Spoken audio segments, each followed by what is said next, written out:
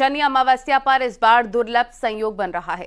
साल का पहला सूर्य ग्रहण और शनिदेव का गोचर, यानी कि शनि देव कुंभ राशि से मीन राशि में प्रवेश करेंगे और ज्योतिष गणना में शनि की चाल, अवस्था और गोचर का विशेष महत्व भी होता है, क्योंकि शनिदेव जब अपनी चाल या राशि बदलते हैं तो इसका प्रभाव देश, दुनिया, अर्थव्यवस्था, कारोबार समेत मेष से मीन तक सभी 12 राशियों पर पड़ता है।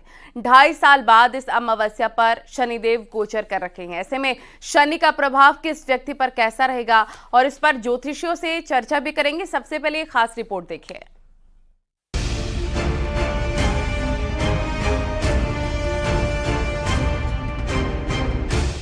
वैदिक पंचांग के अनुसार इस चैत्र महीने की अमावस्या पर बहुत ही दुर्लभ संयोग बनने जा रहा है। शनि अमावस्या पर 2 दुर्लभ संयोग होने वाले हैं। पहला, इस दिन साल 2025 का पहला सूर्य ग्रहण है और दूसरा, न्याय और कर्म फलदाता शनि करीब 2.5 वर्षों बाद कुंभ राशि से निकलकर मीन राशि में प्रवेश करेंगे। सूर्य ग्रहण और शनि के गोचर के दिन चैत्र अमावस्या भी है। सूर्य ग्रहण 29 मार्च को दोपहर 2:20 से लगेगा और 6:16 पर होगा। हिंदू धर्म के अमावस्या की तिथि का विशेष महत्व होता है। इस दिन गंगा स्नान, पूजा पाठ और पितरों को तर्पण दिया जाता है। अमावस्या तिथि पितरों को प्रसन्न करने के लिए बहुत ही खास तिथि मानी जाती है। शनि अमावस्या पर शनिदेव का प्रभाव रहता है। ये दिन शनि, साढ़े और ढैया जैसे दोषों से मुक्ति पाने के लिए बहुत ही उत्तम माना जाता है। शनिदेव कर्म फलदायी हैं, यानी जो जैसा कर्म करता है उसको उसी तरह से फल देते हैं। जरूरी नहीं कि शनि का प्रभाव हमेशा अशुभ हो। शनिदेव माला माल भी कर सकते हैं और इस शनि अमावस्या को शनिदेव अपना स्थान बदल रहे हैं। ऐसे में किन राशि के लोगों के लिए शनि का प्रभाव कैसा होगा, किन लोगों पर 7.5 का असर होगा, किन लोगों को शनि माला माल करने वाले हैं, देश के बड़े ज्योतिषी से समझिए शनि अमावस्या पर कैसे होगा सूर्य ग्रहण का संयोग।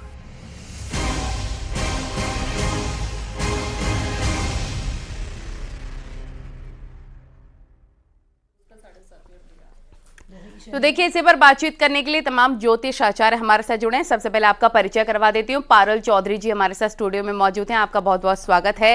राकेश चतुर्वेदी जी भी हमारे साथ जुड़े हैं, आपका भी राकेश जी बहुत बहुत स्वागत है।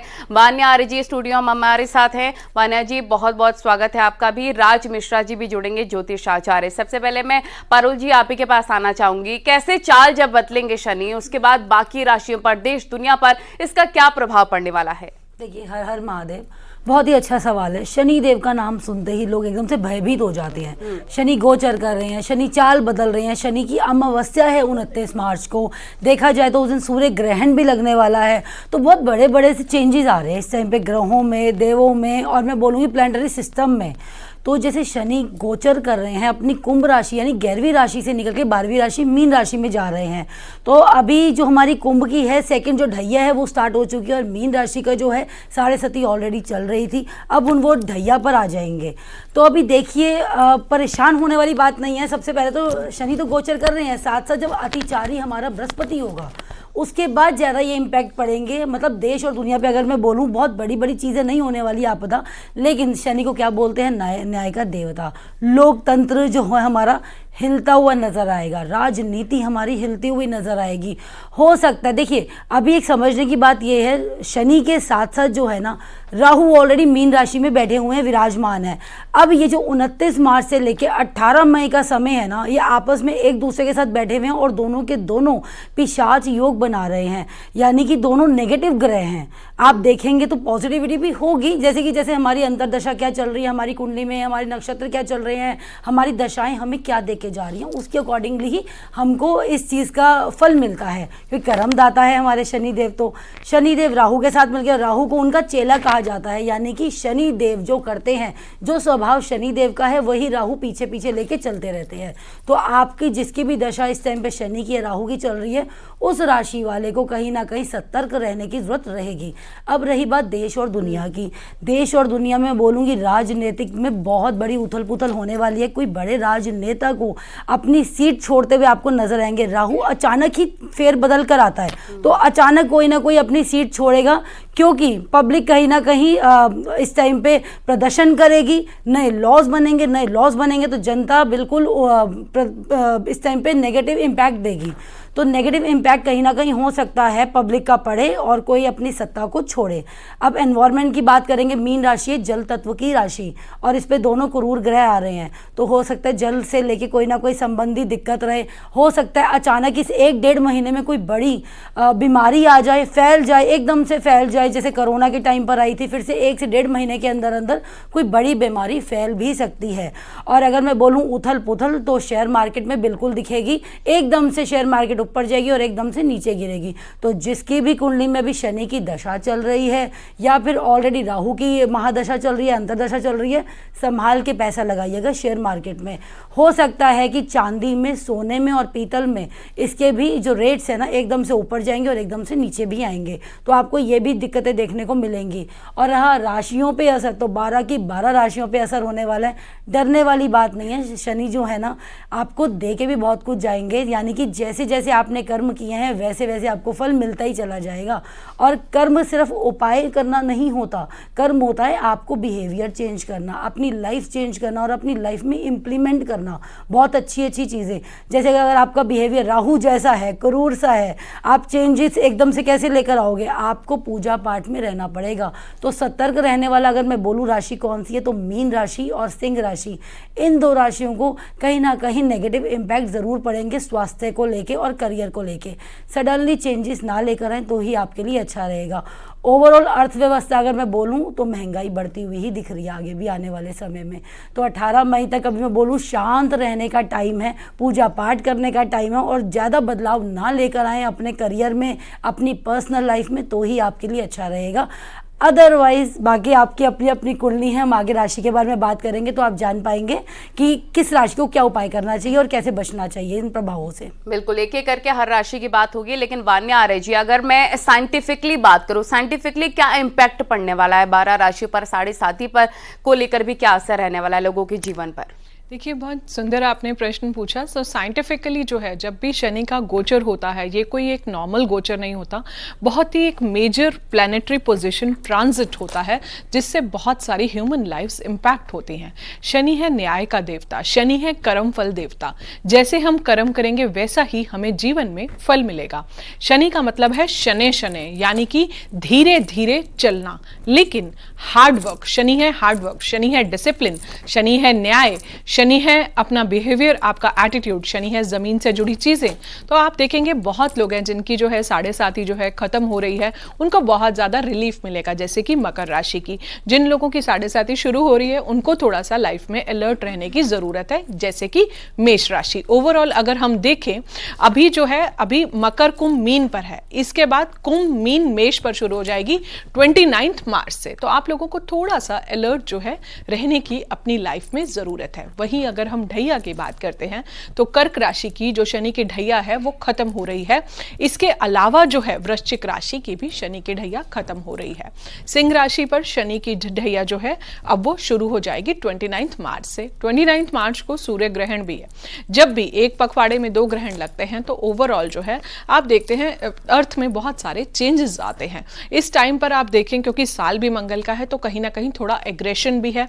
और अभी राहु जो है मीन राशि में है, तो एक तो मीन राशि में ये भी हो गया, ऊपर से उनका जो 7.5 है उसका जो है दूसरा चरण भी शुरू हो गया, which is the toughest phase in the like overall phase of 7.5। तो आपको मीन राशि को थोड़ा सा केयरफुल रहना है, थोड़ा सा अलर्ट रहना है, इमोशनल मत होइए। ये जो ड्यूरेशन है आपकी, जो आपका, जैसे अभी पारुल जी भी कह रहे थे, तो जो ये जो ड्यूरेशन है आपकी मार्च से लेकर 19 मई तक, जब तक जो है आपका ट्रांजिट प्लैनेट में जो है, जब तक राहु मीन राशि से निकल नहीं जाते हैं, तब तक आपको कोई new beginnings, new opportunities, new projects, new adventure, कुछ भी नया करने की जरूरत नहीं है।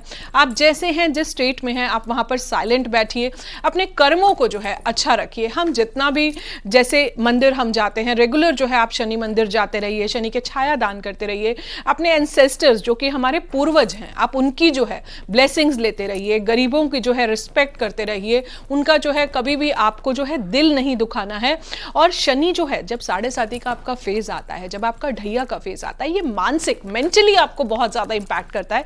ये जीवन में उन फियर्स को भी देता है जो आपकी लाइफ में कभी मैनिफेस्ट होने ही नहीं है। एंड एक नॉर्मल सी बात है, जब हमारे सबकॉन्शियस में आता है कि साढ़े साथी चल रही है, ढैया चल रही है, तो छोटा छोटा इवेंट भी हमें वहीं से ट्रिगर होता है, क्योंकि मेरी साढ़े साथी चल रही है इसलिए ये हुआ। सो हमें पॉजिटिव रहने की बहुत जरूरत है, मेडिटेशन करने की बहुत ज्यादा जरूरत है। इस टाइम पर आप किसी से भी उलझे ना, किसी भी तरह का जो है किसी से भी आर्ग्यूमेंट में जो है ना पड़े। शनिदेव की आराधना करें, रेगुलर शनि मंदिर जाएं, दशरथ स्तोत्र का पाठ करें, शनि स्तोत्र का पाठ करें, शनि चालीसा जो है वो आपको रेगुलर जो है करनी चाहिए। शनि का छाया दान करें।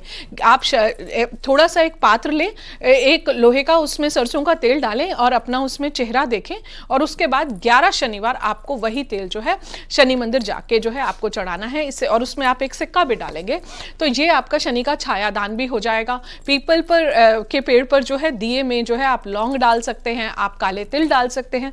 आपको लगता है आपका ऑरा नेगेटिविटी बहुत ज्यादा लो हो रही है, इस टाइम पर कुछ भी नया प्रोजेक्ट ना उठाएं, जॉब चेंज की तो इस टाइम पर आप बिल्कुल भी ना सोचें, घर बदलने की भी बिल्कुल भी ना सोचें। साढ़े साथी बार बार आपको डराएगा, जैसे एक छोटा सा इवेंट भी है तो उससे भी आपको बहुत ज्यादा डर लगेगा। शनि का काम है डिसिप्लिन, जल्दी उठिए, लाइफस्टाइल, डिसिप्लिन, हार्डवर्क, बिना हार्डवर्क के जीवन में कुछ भी नहीं मिलता है। तो अपने हार्डवर्क को जो है बहुत अच्छा कीजिए, स्लो स्टेप्स लीजिए, बेबी स्टेप्स लीजिए, धीरे धीरे शनि शनि बढ़ेंगे आप, लेकिन केयरफुल होके और कॉशियस होके बढ़ेंगे। शनि वो चींटी है जो धीरे धीरे शनि शनि पहाड़ पर चढ़ती है और एक दिन वही चींटी जो है दुनिया में अपना नाम रोशन करती है। और अब भी हम शनि शनि आगे बढ़ते हुए बात करते हैं एक एक राशियों की। राकेश जी हमारे साथ जुड़ गए हैं और आज मिश्रा जी, आप दोनों का भी बहुत स्वागत है।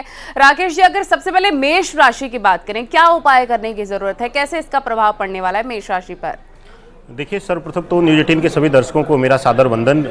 जो ये शनि का गोचर हो रहा है, इसको 2 हिस्सों में हमें विभाजित करके फिर आगे बढ़ना होगा, क्योंकि अगर आप देखेंगी 29 तारीख को जब शनिदेव गोचर करेंगे रात्रि बेला में, उस समय 6 ग्रह एक साथ मीन राशि में विराजमान रहेंगे और मेष का यह पंचम भाव है, यानी कि आप विशेष रूप से मेष का यह द्वादश भाव है, 12वां घर है। और यहाँ पर एक विशेष ध्यान देने वाली बात रहेगी कि इस दिन जो है संध्या बेला में ही हम ग्रहण से गुजर रहे होंगे, क्योंकि भारतवर्ष में दृश्य नहीं है तो सूतक इत्यादि मान्य नहीं है, लेकिन क्योंकि 12वें घर में पाप घर में 12वें घर में बैठ करके 6 ग्रह एक साथ विराजमान होकर मेष राशि वालों के लिए एक तो साढ़े साती के आरंभ का यहाँ पे एक बिगुल बजा रहे हैं, यानी कि अब साढ़े साती के प्रथम चरण में मेष राशि वाले प्रवेश कर जाएंगे। लेकिन इनको डरने की जरूरत नहीं है। क्यों? क्योंकि अभी तक इन पर तृतीय पाप दृष्टि थी। कहते हैं शनिदेव जहां विराजमान रहते हैं या साढ़े साती जिस राशि पर रहती है,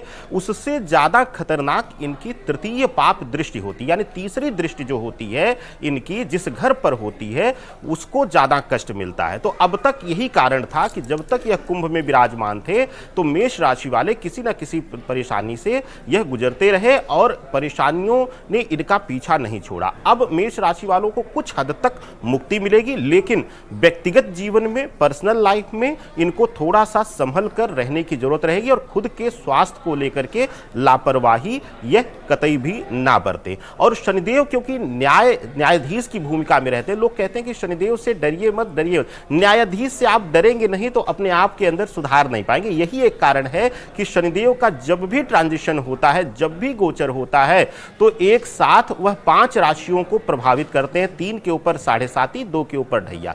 तो इस लिहाज से देखा जाए तो अब आप साढ़े साती के चरण में हैं। अपने कर्मों के अनुसार आपको कुछ न कुछ फलित जरूर होगा, पिछले कर्मों का भी फल आपको मिलेगा। अगर किसी भी तरीके से व्यक्तिगत जीवन में परेशानी आ रही है तो आप विशेष रूप से जो है काले तिल का बहते हुए जल में, खास करके गंगा जल हो, गंगा नदी का किनारा हो, वहां पर जाइए, स्नान करिए और काले तिल जो है हाथ में लेकर के ओम शम शनिश्चराय नमः उसी जल में आप प्रवाहित कर दीजिए। इस प्रकार से आपको मुक्ति मिल जाएगी। और अगर आप आर्थिक रूप से परेशान हैं, कर्ज का भाव बढ़ रहा है, तो विशेष रूप से शिव आराधना करिए और शिवलिंग पर चंदन से अभिषेक करिए और साथ ही साथ शहद का जो है वह लेपन करना ना भूलिए। मेष राशि वालों के लिए यह अमृत समतुल्य वरदान प्राप्त करने का मौका रहेगा। राज मिश्रा जी भी हमारे साथ जुड़े हैं। राज जी, आपसे जानना चाहेंगे किन राशियों के लिए इस पर नेगेटिव इम्पैक्ट पड़ने वाला है। इससे पहले हम आगे वृषभ राशि की बात करें, लेकिन ओवरऑल अगर बात करें तो किन राशियों के लिए खतरनाक साबित हो सकता है, क्योंकि शनि देव से वैसे भी लोग डरते हैं। तेल चढ़ाना होगा, क्या उपाय करना होगा उस दिन के लिए, 29 मार्च के लिए? सबसे पहले किन राशियों के लिए, शनिदेव के लिए क्या उपाय करना होगा। शनिदेव स्वयं ये कहते हैं कि मैं दंड किस परिस्थिति में देता हूं। अगर मैं उपाय की बात करूं, उपाय करने से अच्छा है कि बचाव करके अपने आप का रखना। झूठ बोलना, किसी विकलांग व्यक्ति को सताना, माता पिता का असम्मान करना, झूठी गवाही इत्यादि देना, कमजोर व्यक्ति को पीड़ित करना, झूठे तरीके से या किसी को धोखा दे करके उसके धन इत्यादि को हरण करना। एक बात ध्यान रखिए, बड़ा सिंपल है। शनिदेव के स्वरूप को आप सब लोगों ने देखा होगा, काला स्वरूप है। अब आखिर शनिदेव का स्वरूप काला ही क्यों है भाई? क्योंकि भगवान शिव का तप जब शनिदेव कर रहे थे तो भगवान शिव ने उनको न्यायाधीश की भूमिका प्रदान की कि आप न्यायाधीश होंगे। अब न्यायाधीश के लिए क्योंकि नियम ही है कि काले वस्त्रों को न्यायाधीश, काला गाउन इत्यादि पहना जाता है। अभी जो पट्टी थी उसको हटा दिया गया, जो हमारी न्यायमूर्ति थी। उस परिस्थिति में नहीं तो पहले भी काली ही पट्टी उनकी आंखों पर बंधी हुई थी। तो इसलिए सबसे पहली आवश्यकता है, यदि आप शनि के दुष्प्रभाव से बचना चाहते हैं तो ऐसे कंडीशन में आप वो कार्य मत कीजिए जो न्यायपालिका जिसको बेहतर नहीं मानती हो। संवैधानिक प्रक्रिया में रह करके काम कीजिए। शनि आपको किसी प्रकार का नकारात्मक प्रभाव नहीं देते हैं। अन्यथा शनि ये स्पष्ट रूप से कहते हैं कि मेरा जो न्याय है वो चाहे राजा हो, चाहे रंक हो, चाहे छोटा हो, चाहे बड़ा हो, चाहे अपना हो, चाहे पराया हो। भगवान सूर्य से भी इस कारण से शनिदेव की नहीं बनती है कि जब भगवान सूर्य ने शनिदेव की माता छाया को त्यागने का विचार किया, छाया को प्रताड़ित करने का विचार किया, तो शनिदेव सबसे पहले उसका विरोध करते हैं और सूर्य को भी प्रताड़ित करने के लिए तैयार हो जाते हैं। आपने कहा कौन सी राशियों के लिए विशेष रूप से ऐसा रहने वाला है जो अच्छा नहीं है, उनको बता दीजिए। तो आपको एक बात बताता हूं, एक तो उस दिन पंचग्रही नहीं 6 ग्रही योग बन रहा है, चंद्रमा भी साथ में इन्वॉल्व होंगे। खास जो राशियां होंगी, स्पेशली उसमें कर्क राशि को अगर लेकर के देखा जाए तो एक अच्छा संयोग मैं नहीं कहूंगा। सिंह राशि को लेकर के देखा जाए तो मैं एक अच्छा संयोग उसमें नहीं कह सकता हूं। तुला राशि और वृश्चिक राशि, ये 4 राशियां, और हाँ मीन राशि, क्षमा चाहूंगा, वृश्चिक नहीं, तुला और मीन राशि। कर्क राशि, सिंह राशि, तुला राशि और मीन राशि, ये 4 राशियां स्पेशली है जहां की परिस्थिति अच्छी नहीं दिख रही है। अन्यथा अगर देखा जाए तो सभी राशियों में, मेष राशि में पूर्णतः राजयोग का निर्माण नहीं हो रहा है, बल्कि मेष राशि के लिए भी बहुत खराब इसको मैं नहीं कह सकता हूं। बेशक 7.5 का आरंभ हो रहा है, बट अगर मैं वृष राशि इत्यादि को देखूंगा तो डायरेक्टली राजयोग निर्माण हो रहा है। और राजयोग भी ऋषि पाराशर के अकॉर्डिंग जिस राजयोग की बात की गई है, ऋषि पाराशर ने कहा कि धर्माधिपति राजा मंत्री मंत्रोधिपा भवेत् उभय अन्नन संदिष्टो जात सचेती राजभाग, क्योंकि पंचम भाव का और 9वें भाव का आपसी संबंध बन जाए तो ऐसे परिस्थिति में राजयोग प्रदायक होता है। और अगर मैं इस समय को उठा करके देखता हूं तो क्योंकि पंचमेश वृष राशि के लिए बुध होते हैं, नौमेश दसमेश शनि होते हैं, शनि और बुध का आपस में संयोग बन रहा है, तो एक तरीके से राजयोग अपने आप निर्माण हो रहा है। साथ में लग्नेश शुक्र का भी संयोग बन रहा है। तो ये अपने आप में, चाहे वो वृष राशि के लिए देख लूं, चाहे मैं मिथुन राशि के लिए उठा करके देख लूं, मैं कन्या राशि के लिए देख लूं, तो इन राशियों के लिए स्पेशली एक राजयोग निर्माण कर रहा है। तो हाँ, कुछ राशियां हैं, तुला राशि है, मीन राशि है, कर्क राशि है, सिंह राशि है, इनके लिए जो ये स्पेशली संयोग बन रहा है वो बेहतर संयोग नहीं बन रहा है। दूसरा, अगर हम मेष राशि के लिए बात करें तो ना खराब कह सकते हैं और ना अच्छा कह सकते हैं। बिल्कुल, मैं आपके पास लौटूंगी और एक बार फिर से पारुल जी का रुख कर लेते हैं। वृषभ राशि के लिए कैसा संयोग बन रहा है 29 मार्च का? क्या फल देके जाने वाले हैं शनिदेव? ये भी कहा जाता है कि दंड के साथ साथ फल भी खूब देते हैं। बिल्कुल, माला माल भी शनि ही करके जाते हैं, ऐसी बात नहीं है। शनि की जो वृषभ राशि में इनका स्थान होता है 10वें भाव में, लेकिन अभी जब गोचर करके आएंगे तो 11वें भाव में आएंगे, जो कर्मों का इनका स्थान माना जाता है। जिस वजह से देखा जा रहा है वृषभ राशि के करियर में चेंजेस होते हुए दिखेंगे और बहुत ही अच्छे शुभ संकेत लेकर आने वाला है। मित्रों से इनकी बनते हुए दिख रही है, नए नए रिश्ते बनते हुए दिख रहे हैं और रिश्ते इस बार फ़ायदा देके जाएंगे, ये भी दिख रहा है। यानी कि अगर आप किसी से एसोसिएशन में वर्क करते हैं तो आपको बहुत बेनिफिट होगा। हो सकता है आप नया मकान खरीद सकते हैं या फिर आपको कोई वाहन खरीदते हुए ज़रूर दिखाई देंगे। करियर में अगर आपको चेंज करना है तो ये महीना आपके लिए बहुत ही शुभ रहने वाला है, आप जल्दी ही कर लीजिए, अच्छा रहेगा। व्यापारी अगर आप करते हो, व्यापार में काम करते हो या व्यापार अपना करना चाहते हो या खोलना चाहते हो या कुछ स्टार्टअप करना चाहते हो, कुछ चेंज लाना चाह रहे हो, तो ये समय बहुत ही अच्छा रहने वाला है आपके लिए। चेंजेस ऑलरेडी दिख रहे हैं, यानी कि आपको फैमिली के साथ साथ रिलेटिव्स का भी सपोर्ट मिलता हुआ दिख रहा है। और आपको मंत्र का जाप करना है शनेश्वराय नमः। बिल्कुल, आपके पास लौटेंगे, वान्या जी का भी रुख कर लेते हैं। और कर्क और सिंह के लिए राशि के लिए कैसे रहने वाला है 29 मार्च? मिथुन और सिंह के लिए। मिथुन राशि की अगर हम बात करते हैं तो आपके लिए ये जो शनि का गोचर है ये लाभकारी जो है साबित होगा। आपका राजयोग भी बन रहा है, आप बहुत सारे पॉजिटिव चेंजेस जो हैं वो आप अपनी लाइफ में देखेंगे। चाहे आप देखेंगे कि आपकी अचानक से जो है जो प्रमोशन बहुत टाइम से रुकी हुई थी, अचानक से आपकी लाइफ में आपकी प्रमोशन आ गई। आपके बॉसेस से जो है, क्योंकि दशम स्थान पर ये गोचर करेगा, तो आपके बॉसेस से आपको बहुत ज़्यादा सपोर्ट मिलने लग जाएगी। आपकी मदर इन लॉ से भी जो है आपको सपोर्ट अचानक से आप देखेंगे कि एटीट्यूड टुवर्ड्स पॉजिटिव साइड हो गया है। इसके अलावा जो है अगर आप जैसे कहीं ट्रांसफर का कोई पर्टिकुलर प्लेस पर अगर आप जाना चाहते थे और आपको बहुत सारे ऑब्स्टेकल्स आ रहे थे, तो आप देखेंगे कि उस जगह पर भी आपका ट्रांसफर जो है वो इजीली इस टाइम पर अप्रूव होगा। ओवरऑल नटशेल में अगर हम बात करते हैं तो आपके लिए इस टाइम पर सारे सर्कमस्टांसेस जो हैं वो पॉजिटिव होंगे। जो आप मन चाहा आपकी पर्सनल लाइफ, आपके मैरिड लाइफ जो है उसमें भी जो है आप देखेंगे आपका जो पार्टनर है उससे आपको बहुत ज़्यादा अचानक से बहुत अच्छी सपोर्ट मिलने लग गई है। तो ये सारी चीज़ें देखेंगे तो आपके लिए मैं कहूँगी कि ये गोचर जो है इट ऑल्सो डिपेंड्स, ये भी मैं आपको साथ में बता दूं कि कुंडली में आपकी शनि की कैसी प्लेसमेंट है, इस ये भी बहुत ज़्यादा मैटर करता है। लेकिन अगर आपकी कुंडली में शनि अच्छा है तो मिथुन राशि के लिए ये अच्छा है। कर्क राशि की अगर हम बात करते हैं अगली राशि पर, तो ये जो है शनि की जो ढैया जो है, अब आपको 29 मार्च के बाद जो है इस ढैया से आपको रिलीफ मिलेगा। और आप देखेंगे जो 2.5 साल का जो आपका पीरियड था, जो आप बहुत ज़्यादा स्टक थे, बहुत सारे पॉजिटिव चेंजेस नहीं हो पा रहे थे आपकी लाइफ में, आप बहुत ज़्यादा ट्राई कर रहे थे, एंड मोर ओवर जो है आपको काफ़ी रिलीफ मिलेगा। आपकी मदर की हेल्थ में भी जो है काफ़ी ज़्यादा इंप्रूवमेंट्स आएंगी। लेकिन अभी जो है ये जो समय रहेगा स्पेशली 19 मई तक, तो आपके लिए थोड़ा सा न्यूट्रल रहेगा। मुझे लगता है कि उसके बाद आप देखेंगे आपका जो लैडर है, जो ग्राफ है, वो आप बहुत ज़्यादा अच्छा जाएगा। लेकिन अभी जैसे ही शनि की ढैया खत्म होगी तो एकदम इंस्टेंट रिलीफ नहीं मिलेगा। लेकिन मई 19 के बाद जो है आप देखेंगे काफ़ी पॉजिटिव चेंजेस हैं।